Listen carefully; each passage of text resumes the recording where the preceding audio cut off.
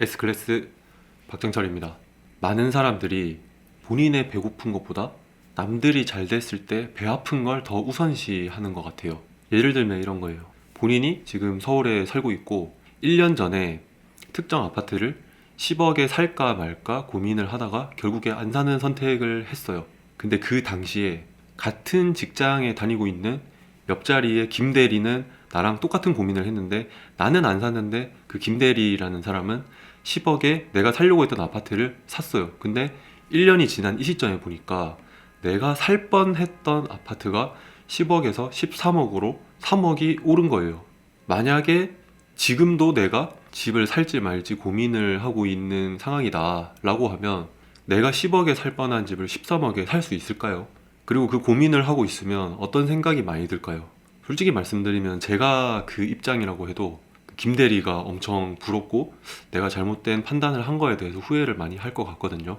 사람의 본성은 어쩔 수 없는 거잖아요. 그럼에도 불구하고 그런 생각은 최소화해야 되는 거예요. 내가 1년 전에 그 당시에 10억의 아파트를 샀으면 나도 김 대리처럼 3억을 벌었을 건데 나는 왜 그렇게 잘못된 판단을 했을까? 난 왜 이렇게 바보 같지? 김 대리는 좋겠다. 나는 지금 사면 억울해서 못 사겠다. 억울해서 못 사. 아니, 안 사. 라는 결론을 내게 되고 김 대리와의 관계는 서서히 멀어지겠죠. 자연스럽게.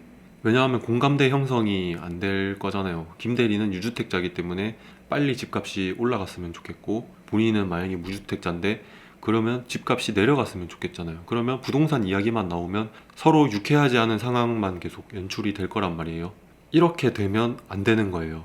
재테크에서 가장 멀리 해야 되는 마인드 중에 하나라고 생각하거든요. 재테크의 핵심은 모든 걸 다 배제하고 내가 지금 상황에서 내가 어떤 선택을 하는 게 가장 나한테 이로운 방향인가 이거에만 집중을 하시면 되는 거예요. 당연히 내가 1년 전에 이미 3억이 올랐지만 1년 전에 안 올랐을 때 내가 샀으면 내가 10억에 샀으면 그게 가장 좋은 방향이었겠죠. 하지만 과거를 돌이킬 수는 없잖아요. 그리고 저는 그 잘못된 판단을 한 과거에 대해서 후회를 하는 거에 대해서도 후회도 두 가지로 나눌 수 있다고 생각을 하거든요. 첫 번째는 생산적인 후회고 두 번째는 비생산적인 후회인데 생산적인 후회는 어떤 거냐면 내가 그때 잘못된 판단을 했다. 근데 내가 뭐 때문에 그때 잘못된 판단을 했지? 내가 그런 잘못된 판단을 미래에는 안 하기 위해서는 나의 어떤 부족한 부분들을 채워 나가야 되지? 이게 이제 생산적인 후회가 되는 거고 두 번째 비생산적인 후회 같은 경우에는 자괴감이 되겠죠. 아, 왜 나는 바보같이 그런 선택을 했을까? 나는 진짜 바보 같다. 그리고 다른 사람들 중에서 나와는 다르게 좋은 방향을 선택한 사람들은 지금 집값이 많이 올랐으니까 기분이 좋을 거잖아요. 근데 나는 기분이 안 좋죠.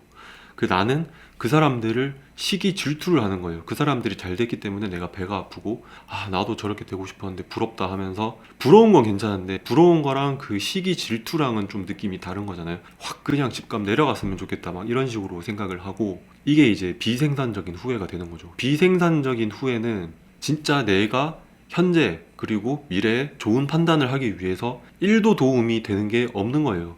나한테 도움이 되는 건 하나도 없고 해로운 것만 많기 때문에 한마디로 전혀 쓸모가 없는 생각인 거죠. 제가 아까 재테크에서 핵심이 내가 현재 상황에서 가장 잘 될 수 있는 방향이 뭔가에 대해서만 집중을 하는 거라고 말씀을 드렸었잖아요. 내가 1년 전에 사려고 했던 아파트가 당시 10억이었는데 지금 13억이 됐다.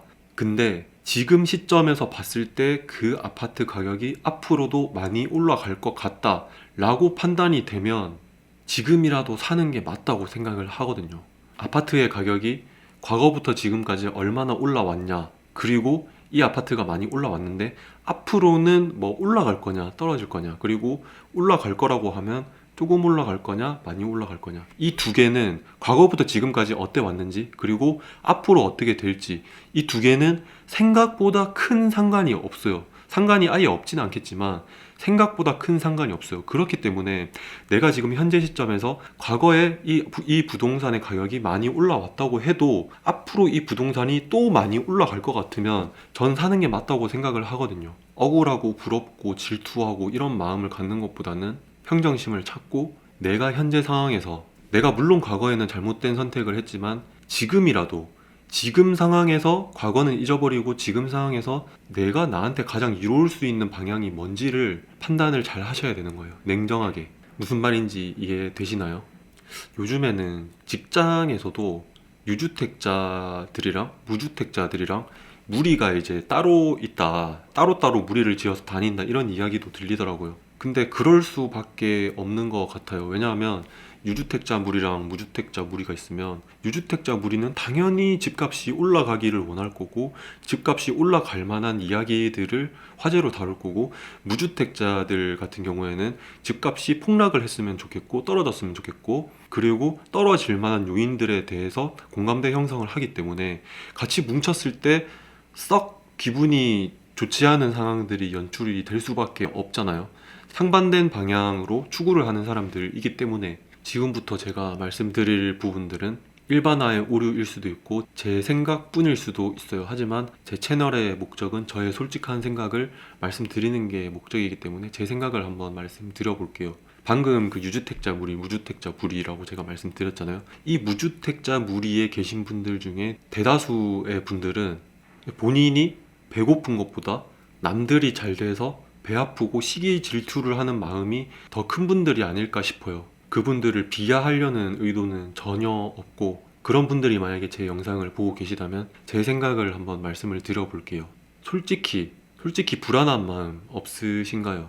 올해 부동산 전망에 대해서 이제 이야기를 하면서 뉴스 기사 나온 거 보니까 부동산 업계에서 내로라 하는 전문가 100명을 이제 인터뷰를 해보니까 5명만 빼고 나머지는 전부 다 올해에도 부동산 가격 올라갈 거다라고 전망을 했거든요. 서울 집값 미쳤죠. 서울 집값만 미친 거 아니죠. 지금 지방광역시 수도권 인구가 거의 50만 명 이상 넘어가는 동네는 집값이 다 미쳤거든요. 서울로 일단 예를 들어보면 서울 같은 경우에는 3년 전에도 집값이 미쳤다 했고 2년 전에도 1년 전에도 집값이 미치지 않은 적은 딱 2번밖에 없어요. IMF랑 국제금융위기가 왔을 때 집값이 지금 계속 거품이 많다 하는데, 그런 이야기가 나오는 게 지금 몇 년째인데 집값은 계속 올라가고 있잖아요.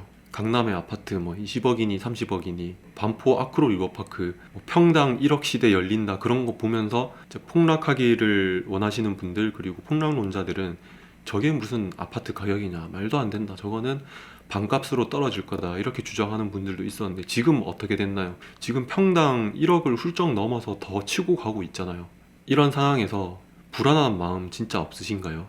어떤 말씀을 드리고 싶은 거냐 하면, 제가 앞으로 말씀드릴 내용들은 이제 무주택자 분들한테만 해당되는 건 아니에요. 유주택자 분들도 들으셔야 되는 건데, 저는 주택을 갖고 있건 안 갖고 있건 본인이 불안한 마음이 어느 정도는 있을 수밖에 없다고 생각을 하지만, 그 불안한 마음이 크면 클수록 공부가 덜 된 거다라고 생각을 하거든요. 그러니까 내가 지금 집을 안 갖고 있어도, 지금 당장 가격이 조금 올라가는 것 같아도 집값이 무조건 짧은 시일 내에 엄청나게 떨어질 거다라는 확신이 있으면 불안한 마음이 거의 없는 게 맞는 거잖아요. 부동산이 완전히 침체기가 오고 분위기가 엄청 안 좋아서 폭락을 하다시피 하고 있고, 사람들이 내가 만약에 지금 집을 산다고 하면 완전히 미친 사람처럼 취급을 해요. 그럼에도 불구하고 내가 공부를 열심히 했어요. 내가 공부를 열심히 해서 조만간에 집값이 엄청나게 올라가기 시작하겠다라는 확신을 갖고 있어요. 그러면 불안한 마음이 있을 수밖에 없겠지만, 그런 마음을 공부를 통해서 최소화를 하고 과감하게 선택을 할 수 있는 거란 말이에요. 반대로 부동산이 장이 너무 좋아요. 너도 나도 집값이 올라간다고 얘기를 하고 있고, 지금 집 팔면 바보 소리를 듣는 그런 분위기예요. 그런 분위기에서도 본인이 공부를 열심히 해서 확신을 가진 게, 이거 분위기가 지금은 이런데 6개월, 1년 내로 이거 분위기가 안 좋아지겠는데, 이런 확신이 들면 주변에서 아무리 집을 사러 다니고 집을 팔면 바보 소리를 들어도 팔아야 되는 거고, 그 팔았을 때 불안감이 덜 하겠죠. 공부를 열심히 했으니까.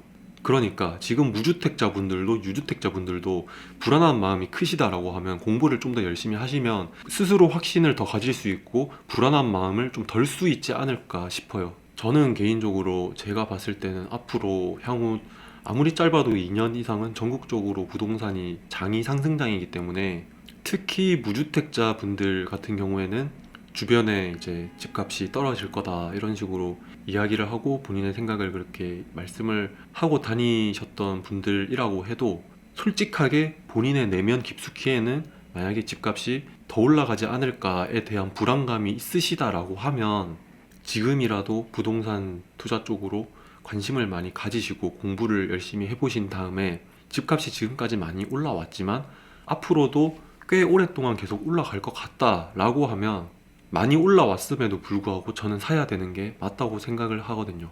제대로 공부를 해봤는데도 내가 원래 집값이 떨어지지 않을까라고 생각을 했지만 그 생각이 더 강해지고 집값이 폭락할 거라는 것에 대한 확신이 더 커지기만 했다라고 하면 집을 안 사고 무주택자를 계속 유지를 하시면 되는 건데, 달라지는 건 본인의 불안감이 이제 훨씬 줄어들게 되겠죠.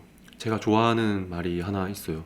늦었다고 생각할 때가 진짜 늦은 거 맞다. 하지만 지금도 시작을 안 하면 진짜 끝이다.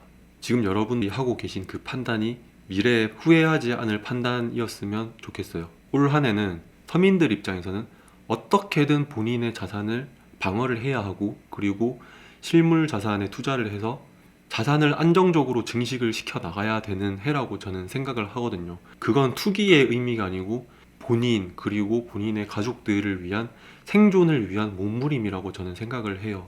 제가 투기를 조장하는 사람이다 이렇게 생각을 하시면서 너무 외면만 하지 마시고 부동산 재테크 쪽으로 관심을 많이 가지셔서 후회하지 않을 판단을 하셨으면 좋겠습니다. 그럼 영상 끝까지 봐주셔서 감사합니다.